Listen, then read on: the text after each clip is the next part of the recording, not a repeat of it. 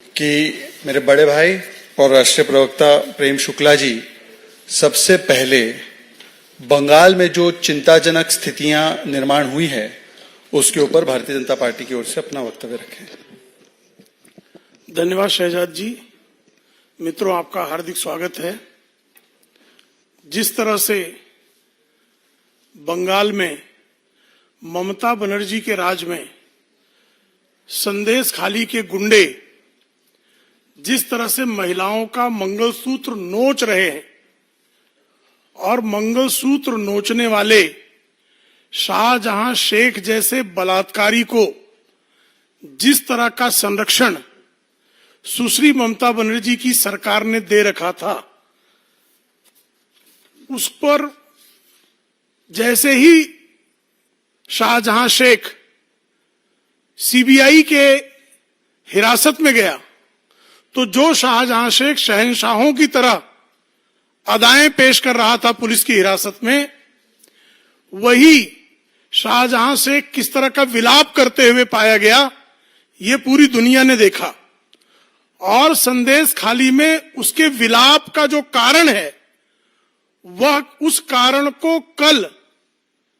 वहां NSG commando ने CBI के साथ जो संयुक्त रेड किया और जिस तरह से वहां हथियार बरामद हुए हैं, उन हथियारों की बरामदगी शाहजहां शेख के गिरोह के गुर्गों के पास से बंगाल पुलिस की जो ऑफिशियल हथियार, एक कोल्ट रिवॉल्वर जो बंगाल पुलिस की का ऑफिशियल वेपन था, वह वेपन भी संदेश खाली में शाहजहां शेख के गुर्गों के यहां से बरामद हुआ। जिस तरह से बड़े पैमाने पर वहां हथियार मिले हैं, उस हथियारों को देखते हुए यह साफ तौर पर दिखाई देता है कि आतंकवादियों को पालने का कार्य स्वयं बंगाल की पुलिस कर रही थी। और संदेश खाली के मामले में सीबीआई की जांच को रोकने के लिए सुश्री ममता बनर्जी की सरकार जिस तरह से सुप्रीम कोर्ट जाती है, और जब वह सुप्रीम कोर्ट जा रही है उसी के समानांतर एनएसजी को जिस तरह से हथियारों का जखीरा बरामद होता है,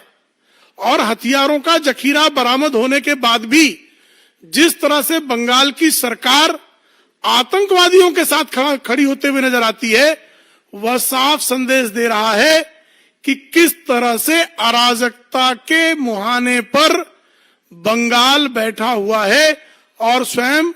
ममता बनर्जी मुख्यमंत्री के रूप में भी आतंकवादियों, उनकी ममता जो है बलात्कारियों के साथ है, लेकिन उनकी ममता वो सीबीआई के बारे में निर्मम हो जाती है। उनकी ममता जो है वो साफ तौर पर आतंकवादियों के साथ है, लेकिन जैसे ही एनआईए आतंकवादियों पर रेड करती है तो उनकी निर्ममता प्रकट होती है। भ्रष्टाचारियों के साथ उनकी ममता है, लेकिन जैसे ही ईडी या सीबीआई भ्रष्टाचारियों पर रेड करती है तो ममता बनर्जी की निर्ममता प्रकट होती है। जिस तरह से ममता बनर्जी बारंबार जब एनआईए रेड करती है तो वो कहती है कि रात के समय जो है आतंकवादियों के ठिकाने पर क्यों रेड की जा रही है। प्रवर्तन निदेशालय के अधिकारी रेड करते हैं तो प्रवर्तन निदेशालय के अधिकारियों पर हमला करने वालों के समर्थन में ममता बनर्जी खड़ी हो जाती है।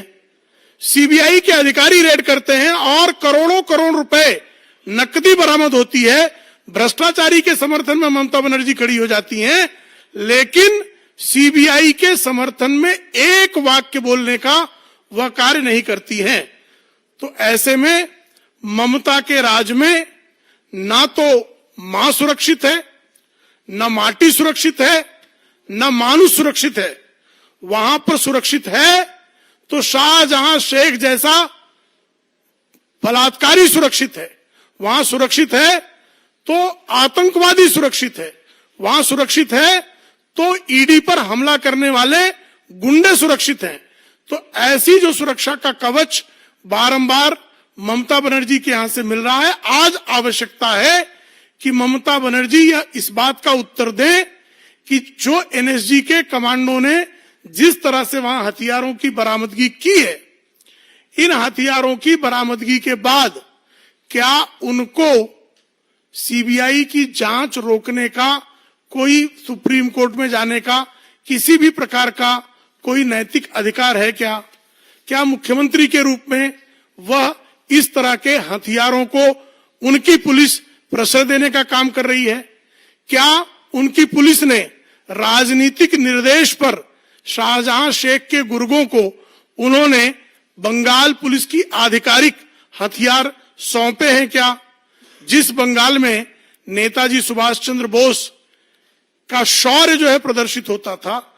जिस बंगाल में गुरु रविंद्र जी का संगीत जो है लोगों के कानों में गूंजता था, जिस बंगाल में अरविंदो घोष का दर्शन जो है लोग जानते थे, जिस बंगाल से स्वामी विवेकानंद जी ने विश्व को संदेश दिया, आज वहां बमों और बारूदों की गूंज सुनाई दे रही है। और उस गूंज को सुनने के बाद भी जिस तरह से ममता बनर्जी बलात्कारियों को, भ्रष्टाचारियों को, आतंकवादियों को प्रश्रय दे रही हैं, यह आप निश्चित समझे कि चरण दर चरण 2 चरणों के जो मतदान हुए हैं, जिस तरह से बढ़ चढ़कर वहां की जनता मतदान कर रही है, वह स्पष्ट है कि 4 जून 2024 को जनता तो अपना जो है जनादेश वो स्पष्ट तौर पर सुना देगी, लेकिन इंडी अलायंस के उनके साथियों से भी एक सवाल बनता है कि इंडी अलायंस के जो साथी